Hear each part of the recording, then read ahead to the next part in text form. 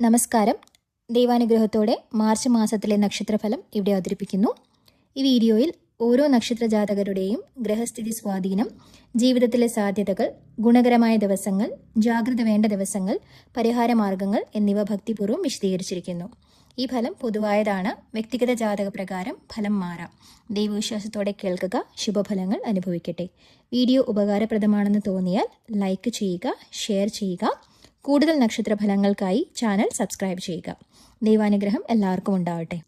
രോഹിണി, ഈ മാസം ഗുരു മേടത്തിൽ ശക്തമായി സഞ്ചരിക്കുന്നതിനാൽ നിങ്ങളുടെ ജീവിതത്തിൽ പുരോഗതിക്ക് വഴികൾ തുറക്കാൻ സാധ്യതയുണ്ട്.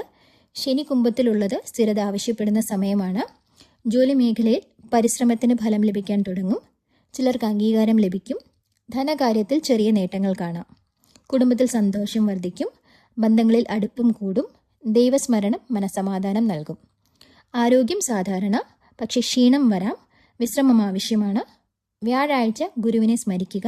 മഞ്ഞ നിറം ഭാഗ്യം നൽകും. ഗുണകരമായ ദിവസങ്ങൾ 4, 13, 22.